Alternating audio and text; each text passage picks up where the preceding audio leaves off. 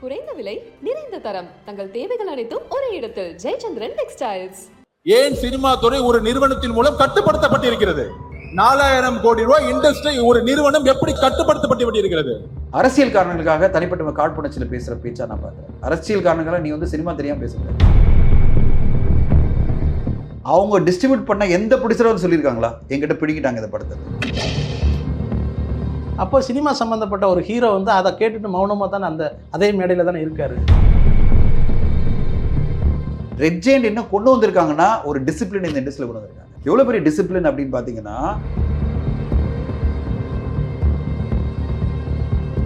ஒருவேளை இதுதான் மிரட்டி இவங்க படங்களை வெளியிட்டு வேணான்றாங்க. எங்களுக்கு வேணாம் சார், எங்களுக்கு படமே வேணாம் சார். அதனால யாதவ் அர்ஜுனா உட்காந்துட்டு ரெட் ஜெயண்ட் தான் இண்டஸ்ட்ரியை கண்ட்ரோல் பண்ணது தான் வாரம் அவங்க ரிலீஸ் பண்ணிட்டு இருக்கணும். வாரம் எங்கே பண்ணுறாங்க? அவங்க பண்ண மாட்டேன்றாங்களே. ஜென்ரலாக சார் அரசியல் எப்பவுமே என்னென்னா, ஏதாவது ஒரு கட்சியை நம்ம எதிர்த்து பேசணும் அப்படின்னா ஏதாவது விஷயம் தேவைப்படும். அந்த விஷயமா இதை எடுத்துக்கிறாங்க. இப்போது கோட் படத்துக்கு யார் டிஸ்ட்ரிபியூட் பண்ணுறது அப்படின்னு வரும்போது அந்த தயாரிப்பாளர் டிசைட் பண்ணுறாரு. இது நான் ரோமியோ பிக்சர்ஸ் ராகுல் மூலம் பண்ணுறேன்னா ரெட் ஜெயண்ட் போய் நிற்கலையே. ரெட் ஜெயண்ட் போயிட்டு இல்லை ஏஜிஎஸ் மேடம் நீங்கள் எங்களுக்கு தான் கொடுத்தாகணும், நாங்கள் தான் பண்ணோம்னு சொல்லியிருந்தா நீங்கள் சொல்லலாம். ரெட் ஜெயண்ட் நான் படம் டிஸ்ட்ரிபியூட் பண்ண போகிறதுலன்னு முடிவு எடுத்துட்டாங்கன்னு வச்சுங்களேன், தயாரிப்பாளர்கள் எல்லாரும் பாதிக்கும்.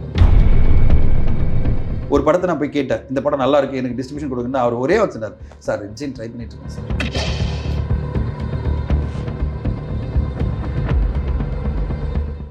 வணக்கம், இது வாவ் தமிழா. நம்மோடு திரையுலகத்தின் ஜாம்பவான் திரு தனஞ்சயன் அவர்கள் இருக்காங்க, அவங்கள்ட்ட பேசலாம். வணக்கம் சார். வணக்கம் சார். ஜாம்பவான்லாம் சரி, நம்மளை போட்டு மாட்டிடாதீங்க.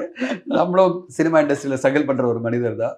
எல்லோரும் மாதிரி நானும் சினிமா இண்டஸ்ட்ரியில் பல அனுபவம் தான் சார். அனுபவம் தான். அனுபவத்தோட பிரச்சனைகளோட அதனுடைய இதோட சந்தோஷத்தோட இருக்கும். அம்பேத்கர் புத்தக வெளியீட்டுள்ளாவில் விஜயை வச்சுட்டு ஆதவ் அர்ஜுனா அவர்கள் பேசுகிறாங்க, இந்த மாதிரி சினிமா என்கிறது ஒரு குடும்பத்தின் பிடியில் இருக்குது, அதை படங்களை வெளியிட முடியாமல் இருக்குது அப்படின்னு சொல்லியிருக்காரு. அவர் பேசுனது உண்மைதானா? இல்லை, 100% உண்மை கிடையாது. இன்னைக்கு நான் கேட்குறேன் சார், கோட்டை யார் வெளியிட்டாங்க? Red giant வெளியிட்டாங்களா? புஷ்பா 2 யார் வெளியிட்டாங்க? அவங்க வெளியிட்டாங்களா? நான் லிஸ்ட்டு போட்டோமா? படங்கள் வெற்றி அடைஞ்ச படங்கள் லிஸ்ட்டு போட்டோமா? இந்த படங்களெல்லாம் இவங்க வெளியிடவே இல்லை. இவர் ஒரு சகட்டு மேனிக்கு ஒரு அலிகேஷன் பண்ணோன்னு சொல்லிட்டு ரெட் ஜெயண்ட் பற்றி சொல்கிறதுல எனக்கு உடன்பாடே கிடையாது. ஆதவ் அர்ஜுனாவுக்கு என்ன சினிமா தெரியும் பேசுகிறாரு? வெற்றி அடைஞ்ச படங்களை லிஸ்ட் எடுத்து பார்க்கணும், அதில் எந்தெந்த படங்கள் யார் ரிலீஸ் பண்ணாங்க பார்க்கணும். ஏஜிஎஸ் என்டர்டைன்மெண்ட் புஷ்பா 2 ரிலீஸ் பண்ணியிருக்காங்க. ரோமியோ பிக்சர்ஸ் ராகுல் கோட் என்ற படத்தை வெளியிட்டு இன்னைக்கு மாபெரும் வெற்றி அடைஞ்சிருக்காரு. ஓகேங்களா? இப்படி சொல்லிட்டே போகலாம். அஃப்கோர்ஸ் அவங்க படங்களும் வெற்றி அடைஞ்சு. அமரன் படத்தை ரெட் ஜெயண்ட் ரிலீஸ் பண்ணியிருக்காங்க. ரெட் ஜெயண்ட் என்ன கொண்டு வந்திருக்காங்கன்னா ஒரு டிசிப்ளின் இந்த இண்டஸ்ட்ரியில் கொண்டு வந்திருக்காங்க. எவ்வளோ பெரிய டிசிப்ளின் அப்படின்னு பார்த்தீங்கன்னா, இன்னைக்கு சார் நான் அவர் மூலமாக ரிலீஸ் பண்ணியிருக்கோம். ரெட் ஜெயண்ட்டுக்கு நான் ஒரு ஃபேனாக பேசல, அவங்க பிஸ்னஸாக நான் பார்க்குறேன். அவங்க கொண்டு வந்தது ஒரு டிசிப்ளின். எப்படிப்பட்ட டிசிப்ளின்னா, நீங்கள் படத்தை வெளியிட்டு வச்சிங்களா ரெட் ஜெயண்ட்டில் 2 வாரம் 3 வாரம் கடந்த பிறகு என்ன ஷேர் வந்தது ப்ராப்பராக கால்குலேஷன் கையில் கொடுத்து காசு கொடுத்துருவாங்க. அவங்க கமிஷன் எடுத்துக்கிட்டு அவங்க 8% 10% கமிஷன் எடுத்துகிட்டு உங்கள் பணத்தை கொடுத்துருவாங்க. அதுக்கு பிறகு தியேட்டரில் அவங்க வாங்குவாங்க. இப்போ நான் டிஸ்ட்ரிபியூட்டராக தான் வச்சுக்கல, நான் என்ன பண்ணுவேன்? சார் தியேட்டர்லேருந்து பணம் வரணும், அது வந்த பிறகு அதில் கமிஷன் எடுத்துக்கிட்டு தான் உங்களுக்கு கொடுக்க முடியும். சார் தியேட்டரில் வராமல் நான் உங்களுக்கு எப்படி சார் கொடுக்க முடியும்? அப்படி தான் நான் சொல்லுவேன். ஏன்னா எங்கிட்ட அவ்வளோ வசதி கிடையாது. நான் ஒரு டிஸ்ட்ரிபியூட்டர் என்ன பண்ணுவேன், 10 கோடி வரணும்னு வச்சுங்களேன், நான் பாட்டு எடுத்து 10 கோடி கொடுத்துட முடியாது. ப்ரொடியூசர்கிட்ட ஷேர் என்னுடைய கமிஷன் எடுத்துக்கிட்டு சார் 10 கோடி கலெக்ட் ஆனால் தான் கொடுக்க முடியும், இல்லை கலெக்டாக கொடுத்துட்டே இருப்பேன். அப்போ ஒரு தயாரிப்பாளருக்கு எவ்வளோ வருதுன்னே தெரியாது. எப்போ தான் ஒரு டே இவ்வளோ கலெக்ஷனாக இருக்குது, எனக்கு எப்போ தான் பணம் வரும்னே தெரியாது. ஆனால் ரெட் ஜெயண்ட் என்ன பண்ணுறாங்க, ஒரு படம் கலெக்ட் ஆகிடுச்சா முடிஞ்சிச்சா, அந்த படம் ரன் தியேட்டர்கள் முடிஞ்ச பிறகு எவ்வளோ ஷேர் வந்ததோ அவங்க கமிஷன் எடுத்துகிட்டு கையில் கொடுத்துறாரு. அப்போ அவங்க சிறப்பாக இருக்காங்களா இல்லையா? அவங்க சிறப்பான ஒரு சப்போர்ட்டை கொடுக்குறாங்களா? இதுதான் கமல் சார் சொன்னார். ரெட் ஜெயண்ட் நான் முதல் முறையாக பார்க்குறேன் விக்ரம் படத்தை ரிலீஸ் மூலமாக எவ்வளோ பிரமாதமாக ஒரு ப்ரொடியூசருக்கு சப்போர்ட்டாக இருக்காங்க. அவங்க கமிஷன் மட்டும் எடுத்துக்கிட்டு பேலன்ஸை கையில் கொடுத்துட்றாங்க. சார் படம் எல்லா தியேட்டரும் முடிஞ்சிருச்சு, உங்களோட ஷேர் இவ்வளோ, இது கால்குலேஷன் ஒரு தடவை பார்த்துருங்க. நம்ம உட்காந்து தியேட்டர் டிசிஆர் சொல்கிறோம்ல, டெய்லி கலெக்ஷன் போட வச்சு எல்லாத்தையும் பார்த்துட்டு எல்லா தியேட்டரும் கலெக்ஷனை பார்த்துட்டு ஓகே சார் ஃபைன் சார் அப்படின்னா, சார் எங்களுக்கு இவ்வளோ 80 கோடி கலெக்டாக இருக்குது, அதில் 8% கமிஷன் தான் 6.25 கோடி நாங்கள் எடுத்துக்கிறோம், செலவு இவ்வளோ செலவு பண்ணியிருக்கோம், 30-40 லேக்ஸ் இதெல்லாம் போஸ்ட் அனுப்புறதுக்கலாம் இவ்வளோ போச்சுன்னா, எங்களுக்கு 7 கோடி போச்சுன்னா பேலன்ஸ் உங்களுக்கு 73 கோடி ரூபா கையில் கொடுத்துட்டு. ஒரு தயாரிப்பாளர் எப்படி இருக்கும்? என்னடா இது, அந்த பணம் வந்ததா இல்லையானே தெரியாது நம்மளுக்கு. அவர் கொடுத்துட்டா நம்மளுக்கு நம்ம வேலை முடிஞ்சிச்சு. ஜிஎஸ்டி இன்வாய்ஸோட போட்டு கையில் கொடுக்குறாங்களே, இதுதான் அவங்க சிறப்பாக மிக சிறப்பாக பண்ணிட்டு இருக்காங்க ரெட் ஜெயண்ட். இது சிறப்பாக அவங்க பண்ண தொட்டு தான் இப்போ என்ன ஆகுதுன்னா, எல்லா தயாரிப்பாலும் அங்கே கியூவில் போய் நிற்கிறாங்க, நான் உட்பட. சார் நீங்கள் ரிலீஸ் பண்ணி ஒருவேளை இதுதான் மிரட்டி இவங்க படங்களை வெளியிட்டு வேணான்றாங்க. எங்களுக்கு வேணாம் சார், எங்களுக்கு பணமே வேணாம்னு சொல்கிறாங்க. இங்கே போய் எல்லா ப்ரொடியூசருமே நிற்கிறது என்ன சார், நீங்கள் ரிலீஸ் பண்ணால் நிறைய கலெக்ஷன் வரும், எனக்கு பர்சன்டேஜ் டேர்ம்ஸும் அதிகம் வாங்கி கொடுப்பீங்க, அதனால் ப்ளீஸ் சார் நீங்கள் ரிலீஸ் பண்ணி கொடுங்கன்னு சொல்கிறாங்க. ஏன்னா அவங்க பண்ணாங்கன்னா டேர்ம்ஸ் அதிகமாக இருக்கும், பணம் எனக்கு கையில் கிடைச்சிடும், படமும் நல்லா ரிலீஸ் ஆகிடும். இப்போ எல்லா தயாரிப்பாளர்களும் ஆசை என்னென்னா ரெட் ஜெயின் மூலமாக ரிலீஸ் பண்ணோம். ரெட் ஜெயின் சொல்கிறாங்க எங்களுக்கு இல்லைங்க, எங்களுக்கு வேண்டாம், ப்ரெஷர் வேண்டாம், நிறைய ஆப்ளிகேஷனில் வந்துட்டே இருக்குது, எங்களுக்கு வேண்டாம், எங்களுக்கு மாதத்தில் ஒரு படம் பண்ணால் போதும். அவங்க லிமிட்டடாக 10 படம் 12 படம் பண்ணால் போகிறோம். இப்போ அவங்களோட ஒரே இதுனா அடுத்த படம்னா டிசம்பரில் எங்களுக்கு இருக்கிற ஒரே படம் விடுதலை 2 பண்ணோம், இவ்வளோ தான், எங்களுக்கு எதுவுமே வேணாம். பொங்கலுக்கு ஒரு படம், அடுத்து பிப்ரவரியில் ஒரு படம், இல்லைனா ஏப்ரலில் ஒரு படம், இவ்வளோ தான் அவங்க பண்ணுவாங்க தவிர வாரம் படம் பண்ணதுக்கு அவங்களுக்கு விருப்பம் இல்லை. அதனால் யாதவ் அர்ஜுனா உட்காந்துட்டு ரெட் ஜெயின் தான் இண்டஸ்ட்ரியை கண்ட்ரோல் பண்ணது தான் வாரம் அவங்க ரிலீஸ் பண்ணிட்டு இருக்கணும். வாரம் எங்கே பண்ணுறாங்க, அவங்க பண்ண மாட்டேன்றாங்களே, ஒத்துக்க மாட்டேன்றாங்களே. ப்ரொடியூசர்ஸ் போய் நின்றுட்டே இருக்காங்க, எங்கள் படத்தை ரிலீஸ் பண்ணி கொடுங்கன்னா முடியாது சார், எங்களுக்கு வேணாம் சார், படமே வேணாம், நாங்கள் ரிலீஸ் பண்ண விருப்பம் இல்லை, எனக்கு ஏதாவது படம் நாங்கள் எப்போ முடியுதோ வாய்ப்பு இருந்ததுன்னா நாங்கள் ரிலீஸ் பண்ணி தரோம். அது கூட படம் பார்த்துட்டு எங்களுக்கு ஓரளவு படம் பிடிச்சிருந்ததுன்னா எல்லாமே டேர்ம்ஸ் கரெக்டாக இருந்தால் நாங்கள் பண்ணுறோம், இல்லைன்னா எங்களுக்கு வேணாம் சார் சொல்கிறாங்களே. அப்படி இருக்கும்போது அவங்க எப்படி இண்டஸ்ட்ரி கட்டுப்படுவான்னு அவங்க தான் கட்டுப்படுத்துகிறாங்க நீங்கள் சொல்ல முடியும். இதெல்லாம் என்ன சொல்கிறது, அரசியல் காரணங்களுக்காக தனிப்பட்ட காழ்ப்புணர்ச்சியில் பேசுகிற பேச்சா நான் பார்க்குறேன். அரசியல் காரணங்களாக நீ சினிமா தெரியாமல் பேசக்கூடாது. சினிமா என்பது வேற, சினிமா என்பது நாங்கள் போய் கியூவில் நின்றுட்டு இருக்கோம் தான் உண்மை. தயாரிப்பாளர்கள்லாம் போய் ரெட் ஜெயினில் போய் நின்றுட்டு இருக்காங்க, எப்படியாவது நம்ம படத்தை ரிலீஸ் பண்ணி பெரிய கலெக்ஷன் கொடுக்க மாட்டாங்களோ தான் உண்மை. அரசியலில் உங்களுக்கு இருக்கிற எதிர்ப்பை நீங்கள் காமிக்கலாம், அது எல்லா கட்சிகளுக்கும் உரிமை இருக்குது, நீங்கள் எதிர்ப்பை காமிக்கலாம். ஆனால் சினிமா மொத்தம் அவங்க கண்ட்ரோல் இருக்க சொல்கிறதெல்லாம் 1% உண்மை கிடையாது. அவங்களும் இருக்காங்க, எப்படி ஒரு ரோமியோ பிக்சர்ஸ் இருக்காங்களோ, ஏஜிஎஸ் இருக்காங்களோ, லைக்கா இருக்காங்களோ, அந்த மாதிரி அவங்களும் சினிமா இண்டஸ்ட்ரியில் இருக்காங்க, அவங்களுக்கு அந்த உரிமை இருக்குல்ல. இப்போ நானும் சினிமாவில் இருக்கேன்னா எனக்கு உரிமை இருக்குன்னு இருக்கேன், இதில் யாரும் கட்டுப்படுத்த முடியாது. சினிமாவில் நீ இருக்கக்கூடாது சொல்கிறதுக்கு யாரும் உரிமை கிடையாது, எல்லாருக்கும் உரிமை இருக்குது. நாளைக்கு நீங்கள் ப்ரொடியூசர் ஆகலாம், நீங்கள் படம் எடுக்கலாம், நீங்கள் ரிலீஸ் பண்ணலாம், நீங்கள் டிஸ்ட்ரிபியூட்டராக இருக்கலாம், எக்கச்சக்க டிஸ்ட்ரிபியூட்டர் புது டிஸ்ட்ரிபியூட்டர் வந்துட்டே இருக்காங்க. அது மாதிரி அவங்க ஒரு டிஸ்ட்ரிபியூட்டர், அப்படி தான் நம்ம பார்க்குறோம். இது நம்ம டிசைட் பண்ணுறோம், அவங்க தான் பண்ணால் நல்லா இருக்கும்னு, அது தயாரிப்பாளருடைய சொந்த சுய உரிமை. அப்போது ஆதவ் அர்ஜுனா சினிமா பற்றி தவறான தகவலாக சொல்லியிருக்காரு. தவறான தகவல் அவருக்கு புரியல, அதாவது என்ன நடக்குதுன்னு தெரியல. ஜென்ரலாக ஒரு இட்டு கட்டி பேசுவாங்கல்ல, ஜென்ரலாக சார் அரசியல் எப்பவுமே என்னென்னா, ஏதாவது ஒரு கட்சியை நம்ம எதிர்த்து பேசணும் அப்படின்னா ஏதாவது விஷயம் தேவைப்படும், அந்த விஷயமா இதை எடுத்துக்கிறாங்க அவங்க, ஏதாவது ஒரு விஷயத்தை எடுத்துக்கிட்டு அதை பேசணும்னு சொல்லிட்டு. இப்போது அவங்க டிஸ்ட்ரிபியூட் பண்ண எந்த ப்ரொடியூசரும் சொல்லியிருக்காங்களா என்கிட்ட பிடிக்கிட்டாங்க இந்த படத்தை, அப்போ நீங்கள் சொல்லலாம். ஏதாவது ஒரு ப்ரொடியூசர் என் படத்தை நான் சொந்தமாக ரிலீஸ் பண்ண நினச்சேன், இல்லை வேறு டிஸ்ட்ரிபியூட்டர் மூலமாக ரிலீஸ் பண்ண நினச்சேன், ஆனால் என்கிட்ட பிடிக்கிட்டாங்க, டேர்ம்ஸ் கம்மி பண்ணிட்டாங்க, எனக்கு வர வேண்டிய அமௌண்ட்டை கொடுக்காம ஏமாற்றிட்டாங்க, எதாவது சொல்ல முடியுமா, ஒருத்தர் சொல்ல முடியுமா? அப்போ சினிமா சம்மந்தப்பட்ட ஒரு ஹீரோ அதை கேட்டுட்டு மௌனமாக தானே அதே மேடையில் தானே இருக்காரு. இல்லை சார், அவர் கவுண்டர் பண்ணி பேச முடியாதுல்ல சார், நீங்கள் அப்படி எதிர்பார்க்க முடியாது. விஜய் சார் அவர் ஒருத்தருங்க கவுண்டர் பண்ணியிருந்தாருன்னா அப்புறம் நீதிபதி சந்திர அவர்கள் என்ன பேசினாரு, அதுக்கு ஒரு கவுண்டர், குறைந்தபட்ச ஒரு அறிக்கையாவது அது பண்ண முடியாது. ஏன்னா அவருடைய படங்களை வெளியிட எந்தவித சிக்கல்களும் இல்லாமல் இருந்தது. ஆனா அதே சமயம் தலைவா படத்து நேரத்தில் அதிமுக கட்சியின் சார்பாக மிகப்பெரிய நெருக்கடியை விஜய் படத்துக்கு கொடுத்தாங்க. அது அதிமுக செஞ்சது. இப்போ திமுக ஆட்சி நடந்துகிட்டு இருந்த போதும் அவருடைய எல்லா படங்களும் எந்தவித சிக்கல் இல்லாம வெளியானது இல்லையா? ஆனா இந்த நியாயத்தை அவர் புரிஞ்சுக்கிட்டு ஒரு அரசியலுக்கு வந்த பிறகு ஒரு நியாயமான ஒரு பேச்சை பேசியிருக்கணுமா இல்லையா? ஊடகவியலாளராக நீங்க பேசுறது கரெக்ட். நான் இதுல கருத்து சொல்ல விரும்பல. நீங்க ஊடகவியலாளர், நீங்க சொல்றது கரெக்ட். நீங்க பாத்தீங்கன்னா தலைவா மட்டும் இல்ல, சர்க்காருக்கும் யார் தகராறு பண்ணாங்க? திமுக அரசாங்கமா? கதை திருட்டுல தான் மாட்டுச்சு. இல்ல சார், கதை திருட்டு அது பிரச்சனையே இல்லை. நான் சொல்றது ரிலீஸ் போது என்ன நடந்தது, அந்த ஒரு மிக்சி கொண்டு போறாங்கன்னு சொல்லிட்டு தியேட்டர்லாம் பிரச்சனை ஆயிட்டு எடிட் பண்ணி திருப்பி சர்க்கார் படத்துக்கு மிகப்பெரிய பிரச்சனை எந்த அரசாங்கம் பண்ணுச்சு நீங்க பாத்தீங்களா? அப்போ திமுக அரசாங்கமாக இருந்தது. நான் திமுக அரசாங்கம் ஆதரவா இல்லை இவங்களுக்கு எதிராக அப்படின்னு நான் பேசல சார். நான் சொல்ல வர்றது, திமுக அரசாங்கம் வந்த பிறகு எந்த படத்தை அவங்க தடை பண்ணாங்க? விஜய் சாரோட படத்துக்கு எந்த படத்துக்கு அவங்க ட்ரபிள் கொடுத்தாங்க? ரிலீஸ் பண்ணக்கூடாது எந்த படத்துக்கு சொன்னாங்க? அவங்க இன்வால்வே பண்ணல. இப்போ கோட் படத்துக்கு யார் டிஸ்ட்ரிபியூட் பண்றது அப்படின்னு வரும்போது அந்த தயாரிப்பாளர் டிசைட் பண்றாரு, இது நான் ரோமியோ பிக்சர்ஸ் ராகுல் மூலம் பண்றேன்னா ரெட் ஜெயின் போய் நிக்கலையே. ரெட் ஜெயின் போயிட்டு இல்லை ஏஜிஎஸ் மேடம் நீங்க எங்களுக்கு தான் கொடுத்தாகணும், நாங்க தான் பண்ணோம்னு சொல்லியிருந்தா நீங்க சொல்லலாம். அவருக்கு நெருக்கடி கொடுத்தாங்க, அந்த படத்தை பிடிக்கிட்டாங்க அப்படிலாம் இப்போ சொல்ல முடியும். கண்டிப்பாக இல்லை. அவங்க ஓகே நீ கொடுத்துங்க, ரோமியோ பிக்சர்ஸ் கொடுத்துங்க, யாருக்காவது கொடுத்துங்க, யார் உங்களுக்கு அதிகமாக அமௌண்ட் கொடுக்குறாங்களோ அவங்களுக்கு கொடுத்துங்க. அதுனா ஒரு பிஸ்னஸ் சுதந்திரம். சரி, இந்த இமேஜ் இருக்கக்கூடாது. என்னுடைய பாயிண்ட் ஆஃப் வியூ ஒன்று தான். நான் ஒரு நியூட்ரலாக எல்லா எனக்கு எல்லா அரசாங்கமே நம்மளோட பழகியிருக்கோம், எல்லா அரசாங்கத்தோட இயங்கிட்டு இருக்கோம், நம்ம சங்கத்தில் வேறு இருக்கோம், நம்ம சங்கத்தில் ஒரு பொறுப்பாளர் இருக்கும்போது நம்ம எந்த அரசுக்கும் எந்த ஒரு பார்ட்டிக்கும் நம்ம எதிரி கிடையாது.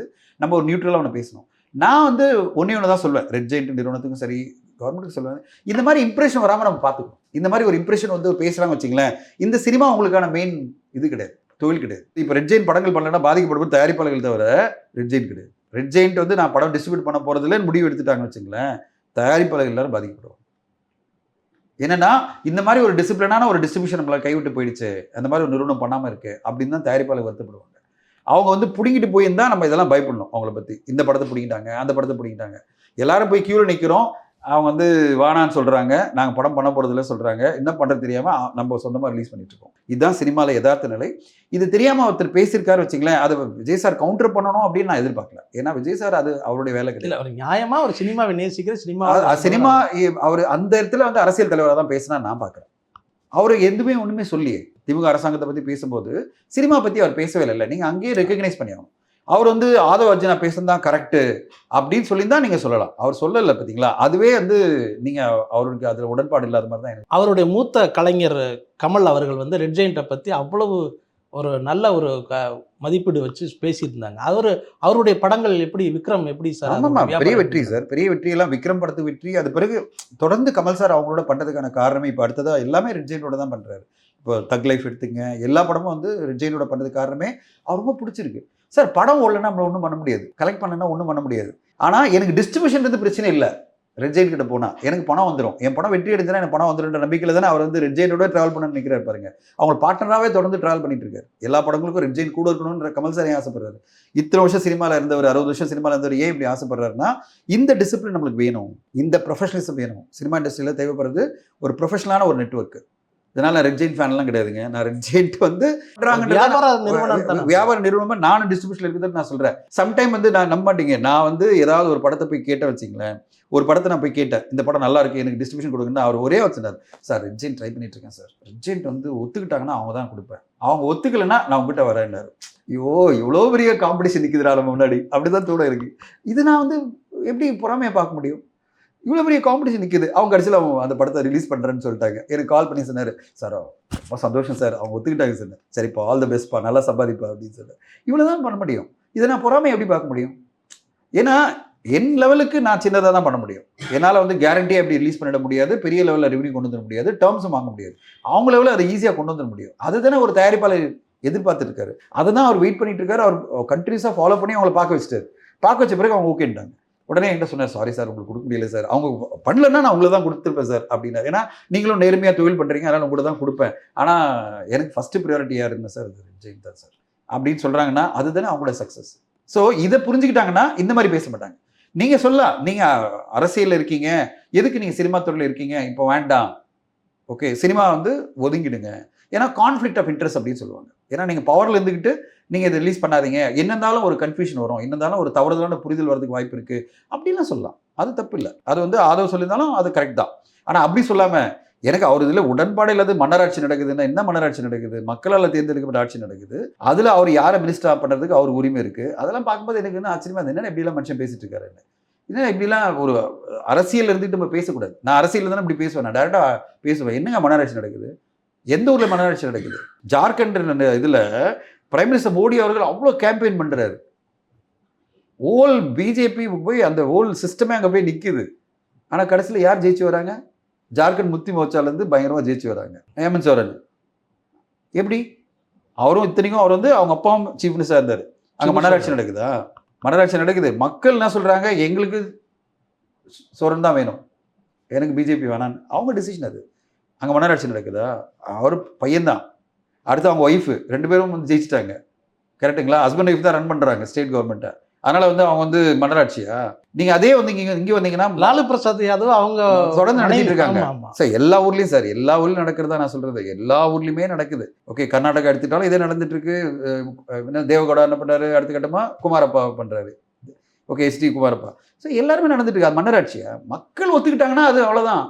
மக்கள் ஒத்துக்கிட்டா யாருனாலும் ஜெயிக்கலாம் சார், எந்த மனிதனாலும் ஜெயிக்கலாம். அது பையனாக இருக்கலாம், தங்கச்சியாக இருக்கலாம், இல்லை அக்காவாக இருக்கலாம், அண்ணனாக இருக்கலாம். இது வந்து நீங்கள் மன்னராட்சி எப்படி சொல்லலாம்? மக்கள் தேர்ந்தெடுக்கிறதுக்கு வந்து அது மக்களுடைய டிசிஷன். நீங்கள் யாரும் மக்கள் தான் வந்து ஒரு சூப்பர் ஸ்டாரை உருவாக்குறாங்க, மக்கள் தான் ஒரு நடிகரை வந்து மிகப்பெரிய ஸ்டாராக மாற்றுறாங்க. அதே மாதிரி மக்கள் தான் ஒருத்தரை தேர்ந்தெடுக்கிறாங்க. அதனால் மன்னராட்சி நடக்குது இப்படியெல்லாம் ஒரு மேடை கிடைச்சதுன்னு பேசக்கூடாது. அதே மாதிரி தான் அவர் பேசுறது வந்து ரெட் ஜெயிண்ட் வந்து ஒரு நிறுவனம் வந்து மொத்தமாக சினிமா துறையை மொத்தம் கண்ட்ரோலில் வச்சிருக்குன்னு. எங்கே கண்ட்ரோல் இல்லை, எல்லாரும் போய் அவர் மாதிரி கெஞ்சிட்டு இருக்கும் தான் உண்மை அப்படின்னு சொல்லி நான் அதை சொல்ல விரும்புகிறேன். கெஞ்சிட்டு இருக்குன்னா ரிலீஸ் பண்ணி கொடுங்க சார், எங்கள் படத்துக்கு நிறைய கலெக்ஷன் பண்ணி கொடுங்க சார் தான் கேட்டுட்டு இருக்கோம். விஜய் வந்து சினிமாவிலேருந்து அரசியலுக்கு வந்ததுக்கு பிறகு அவருக்கான சினிமாவில் பெரிய ஆதரவு குரல் எதுவுமே இல்லை, வராமல் போனது காரணம் என்ன?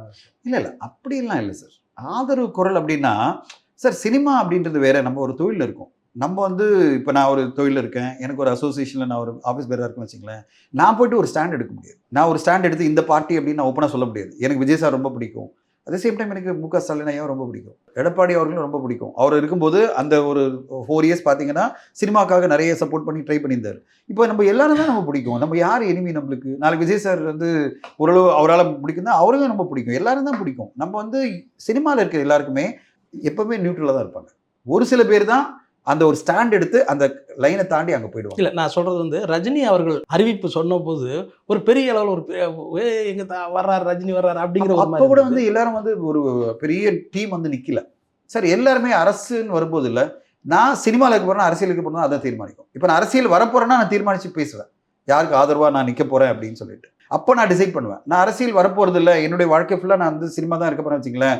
இங்கே இருக்கிற மிகப்பெரிய தயாரிப்பாளர்கள்லாம் பார்த்துருக்கீங்களா என்ன டிசைட் எடுக்கிறாங்க? நான் சினிமாவில் தான் இருக்க போகிறேன் அப்படின்னு டிசைட் பண்ணிட்டு போது அவங்க எதுவுமே பேச மாட்டாங்க. ஏன்னா நான் நியூட்ரலாக தான் இருந்தாகணும். ஸோ சினிமா என்பது துறையே நியூட்ரலாக இருந்தாகணும். ஏன்னா இது அரசு சம்மந்தப்பட்ட துறை, அரசை நம்பி இருக்கிற ஒரு துறை. எனக்கு டிக்கெட் ப்ரைஸ்லேருந்து ஷோலேருந்து எனக்கு வந்து கவர்மெண்ட்டுடைய சப்போர்ட், எல்பிடி டேக்ஸை விட்ரா பண்ணதுலேருந்து எனக்கு எக்ஸ்ட்ரா ஷோஸ் கிடைக்கிறதுலேருந்து எல்லாம் நான் அரசாங்கத்தை நம்பியிருக்கேன். நான் அரசாங்கத்தை எதிர்த்து ஒரு இங்கே அரசியல் பண்ண முடியாது. நான் அதுக்கு வந்து எதிர்த்து நான் வந்து ஒரு ஆப்போசிஷன் லீடருக்கு உட்காந்து சப்போர்ட் பண்ணிட்டு இருக்க முடியாது. ஸோ நாங்கள் ஒரு துறையாக, சினிமா துறை என்பது அரசாங்கத்தோட பயணிக்கிற ஒரு துறையாக இருக்கும். அது யாருடைய அரசாங்கம் இருந்தாலும் நம்ம அவங்களோட பயணிக்கும். அந்த அரசாங்கம் வந்து நம்ம கூட இருக்கணும், இந்த துறைக்கு சப்போர்ட்டாக இருக்கணும்னு ஆசைப்படுமே தவிர இவர் வரணும் அவர் வரணுன்ற டெசிஷனை இங்கே இருக்கிற யாருமே எடுக்க மாட்டாங்க. அப்படின்னா அரசியல் போயாகும். அந்த அரசியல் போகிறதுக்கான ஒரு பெரிய துணிவு நிறைய வேணும், இழக்கத்துக்கு நிறைய துணிவு வேணும். அதுக்கு யாரும் பெருசாக ரெடி இல்லை. உங்களோட நேரத்துக்கு ரொம்ப நன்றி சார். தேங்க்யூ.